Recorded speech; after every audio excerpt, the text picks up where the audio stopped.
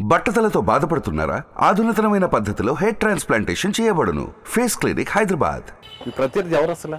ముందు ఉండేది అనౌన్స్ చేసినట్టు ప్రజలకు కనబడేది సాయి లక్ష్మీప్రియ అని గురుగొండల రామకృష్ణ ఎక్స్ ఎమ్మెల్యే గారి కూతురు, కొండేపాటి గంగాప్రసాద్ గారి కోడలు. కానీ ఎందుకో మీ కనబడే తెరపైన కనిపించే ముఖం కనబడినది తెర వెనక నుంచి రాజకీయాలు చేసేది వెంకటగిరిలో ఇప్పటికీ ఆనం రామనారాయణ రెడ్డి. అంటే షాడో క్యాండిడేట్ ఆయన ఒక రకంగా క్యాండిడేట్ కాదు, ఆయనకి ఆల్రెడీ ఒక నియోజకవర్గం ఇచ్చింది. ఆత్మకూరులో పోటీ చేస్తున్నారు, తెలుగుదేశం పార్టీ అభ్యర్థిగా ఉన్నారు. అక్కడ ఓడిపోతానని ఆయనకి చాలా గట్టి నమ్మకం ఉంది. ఇక్కడైతే గెలుస్తారని నమ్మకం వదిలేసుకొని వెళ్ళిపోవటం కూడా జరిగింది. వెళ్ళిపోయిన తర్వాత తిరిగి ఎందుకు వచ్చాడంటే దానికి రకరకాల కారణాలు. కానీ వాళ్ళు ఏం చెప్తారంటే ఆత్మకూరు కంటే కూడా వెంకటగిరిలో అందులో మీ మీద పోటీ చేస్తే ఆనో రామనారాయణ రెడ్డి చాలా ఈజీగా గెలిచేస్తాడు, అందుకే పట్టుబట్టి మరి చివరి నిమిషం వరకు వెంకటగిరిలోనే పోటీ చేయాలని ప్రయత్నించాడు అని అంటారు. మరి ఎందుకు రాలేదు? వస్తే తట్టుకోగలరా మీరు?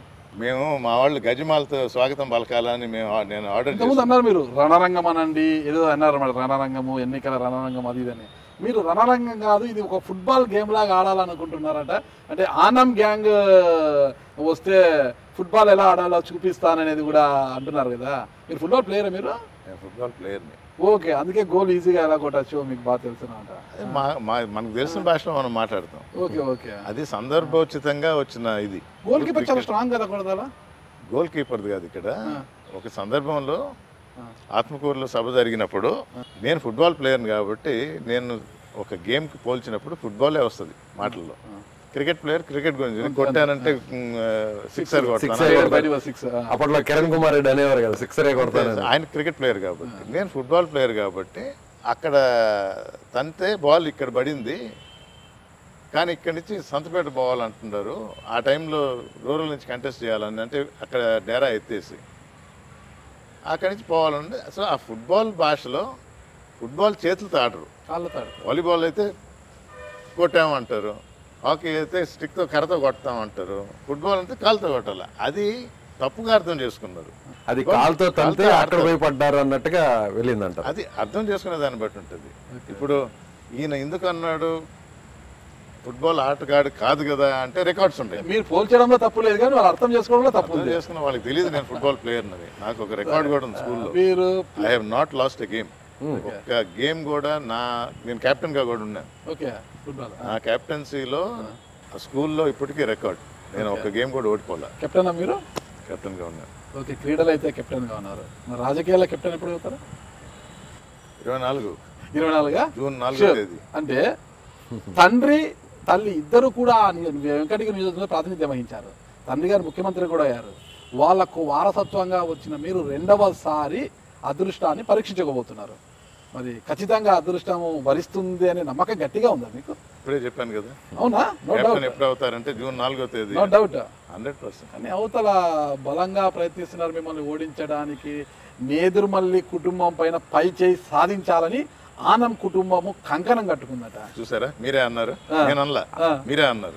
ఆనం కుటుంబం, కురుగొండ్ల ఫ్యామిలీ వెనక, ఆయన వెనక మళ్ళీ గంగా ప్రసాద్, అలాగే ఇప్పుడు మెట్టకూరు ధనంజయ రెడ్డి, కనివిల్లి రామప్రసాద్ రెడ్డి, చాలా మంది చాలా బలంగా వెనక ఉండేది ఆనం రామనారాయణ రెడ్డి.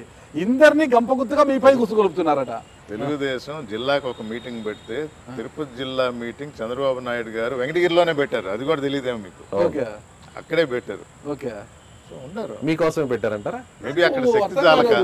విజయ్ గారు మేము చాలా సౌమ్యంగా ఉన్నారు. నాకు తెలిసి ఆయనలో నాకు స్వాతంత్ర్యంలో కమలాసన్ కనిపిస్తున్నారు. నాకు చాలా మృదు స్వభావిగా, చాలా మెత్తగా ఉన్నారు. మరి అవతల క్యాండిడేట్ చూస్తే రాజకీయంగా కొంత బలవంతుడు, మెట్టుకూరు ధనంజయ రెడ్డిని వాళ్ళందరినీ కూడా బలమైన వాళ్ళనే ఈయన మీదికి దింపుతున్నాడు ప్లేయర్స్ ని. మరి ఈయన అంత పక్కాగా గోల్ కొట్టగలడు అంటారా? మీకైతే తెలిసి మీరు చూస్తుంటారు కాబట్టి. అంటే అది ఆయన్నే అడుగుదాం, రామ్ కుమార్ రెడ్డి గారిని అడుగుదాం. రామ్ కుమార్ రెడ్డి గారు, మీ మీద ఒక ఇండిపెండెంట్ ని రెబల్ గా దింపబోతున్నారు, ఇండిపెండెంట్ అభ్యర్థిగా చేయబోతున్నారు అని ఒక టాక్ నడుస్తుంది, నిజమేనా? గోల్ ఫోల్ కి అవతల యువతల మొత్తం మందిని దింపేశాడట ఎక్కడ పోకోకుండా ఆనం రామనారాయణ గారు. ఎలా గోల్ కొడతారు మీరు ఆ గ్యాప్ లో? అప్పుడప్పుడు సినిమా డైలాగులు గుర్తొస్తా. ఒక్కొక్కడిని కాదురా 100 మందిని ఒకేసారి పంపించు అన్నాడు. ఓకే, నేను ఒక్కడే ఉంటాను. ఓకే, ఇది మేము మా అధినేత జగన్మోహన్ రెడ్డి గారి నుంచి నేర్చుకుంది. ఆయనతో పోటీ పడలాకే తెలుగుదేశం ఏం చేస్తుంది, అతుకులు బతుకులుగా జనసేన తెచ్చుకుంది. జనసేన కూడా ఏం చెప్తుంది, మాకు ఒక ఇష్యూ అంటూ లేదు, ఒకరోజు క్వశ్చన్ చేస్తాం, ఒకరోజు క్వశ్చన్ చేయం. మేము పుట్టిందే క్వశ్చన్ చేయడానికి అన్నారు, మళ్ళీ వాళ్ళ కార్యకర్తలకి మీరు నన్ను క్వశ్చన్ చేయడానికి లేదు అన్నారు. చూడండి ఎంత వ్యత్యాసం ఉందో. అలాంటి పార్టీని కలుపుకున్నారు. బలం చాలకే కదా జగన్మోహన్ రెడ్డిని మోట్టుకోవాలి, వైఎస్ఆర్ కాంగ్రెస్ పార్టీని ఓడించాలి అంటే నా బలం చాలదు అని జనసేన కలుపుకోవడం జరిగింది. అది చాలలేదని గుర్తించారు. బీజేపీ కాళ్ళ మీద పడ్డారు ఏదో రకంగా. ఎందుకంటే అందరూ మళ్ళీ అదే ఫ్యామిలీ, ఏపీ ప్రెసిడెంట్ అక్కడి నుంచే, ఏదో రకంగా ఇక్కడి నుంచి పోయిన కోవట్లు ఉండరు, అందరికీ తెలిసిన సీక్రెట్లే. ఎవరా కోవట్లు అంటే వాళ్ళు కోవట్లు అంటారు. ఇక్కడి నుంచి పోయేసిన పేర్లు చెప్పొచ్చు కదా, చౌదరి గారు కానీ, ఏ సీఎం రమేష్ కానీ, సుజనా చౌదరి గారు కానీ, సీఎం రమేష్ కానీ. ఇప్పుడు గొడవ జరిగేది అదే కదా. ఇప్పుడు ఎంపీ సీట్లు ఎవరికి వచ్చినాయి? బీజేపీ వాళ్ళు జీవీఎల్ నరసింహారావుకి రాలేదని గొడవ పెడుతున్నారు, కాంగ్రెస్ నుంచి వచ్చిన కిరణ్ మాధవ్ గారికి కుమార్ రాలేదని గొడవ పెడుతున్నారు, సోమవీరాజుకి రాలేదని గొడవ పెడుతున్నారు. సీట్లు ఎవరికి వచ్చినాయి? కాంగ్రెస్ నుంచి వచ్చిన కిరణ్ కుమార్ రెడ్డి గారికి కూడా వచ్చింది కదా. కిరణ్ కుమార్ గారు ఎప్పుడు ఉన్నాడు కాంగ్రెస్ లో? తర్వాత ఆయన జయసమ కేంద్ర పార్టీ పెట్టారు, తర్వాత సైలెంట్ అయ్యారు, ఆ తర్వాత బీజేపీలోకి వచ్చారు. జయసమ కేంద్ర తర్వాత కాంగ్రెస్ లోకి వచ్చి మళ్ళీ ట్రావెల్ అవుతూ మళ్ళీ బీజేపీలోకి వెళ్ళిపోయారులేండి, అది వేరే. కాంగ్రెస్ లోకి వచ్చినప్పుడు దాన్ని వెనక నుంచి నడిపించింది ఎవరు? ఎవరు నడిపించారు? తెలంగాణలో నడిపించింది ఎవరు? బాయ్ బాయ్ అని కలిసింది ఎవరు? ఈసారి కంటెస్ట్ చేయదు కాంగ్రెస్ కి లబ్ధి చేకూరాలని చేసింది ఎవరు? తెలుగుదేశమే, చంద్రబాబు నాయుడు గారే. స్పష్టంగా అర్థమవుతుంది కదా అక్కడ కూడా ఇదే అని. మరి అదే కదా ఆయన కూడా ఇదే లెక్క, క్లియర్గా ఉంది కదా. ఏదేమైనా నా బలం చాలినప్పుడు పక్కనోడు బలం తీసుకుంటారు. మీ బలం ఏంటి అసలుకి? ఒక నిమిషం, మీరు అడిగిన ప్రశ్న మా స్టేట్ లెవెల్లో జగన్మోహన్ రెడ్డిని మోటుకోవడానికి తెలుగుదేశం బలం చాలక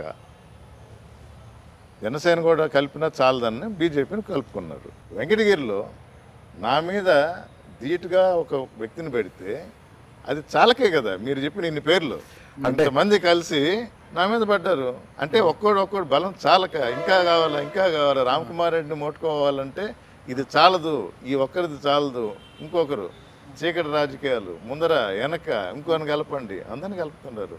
మీరేది తెర వెనక కాదు తెర ముందుకు వచ్చి ఆడండి చూపిస్తానంటున్నారు. నిజంగా ఆడగలరా వాళ్ళు? నిజంగా తెర ముందుకు వస్తే ఇంకా స్పష్టంగా జనం కూడా చూస్తారని. నేను ఎందుకు ప్రతిసారి తెరలిప్పాలా, మీరే రండి అని నేను పిలిచిన. సిద్ధమా మీరు దేనికైనా? అందుకే కదా నేను పిలుస్తా ఉండేది. సుమన్ టీవీలో మీ పర్సనల్ అండ్ బిజినెస్ ప్రమోషన్స్ కోసం కింది నెంబర్కి కాంటాక్ట్ చేయండి.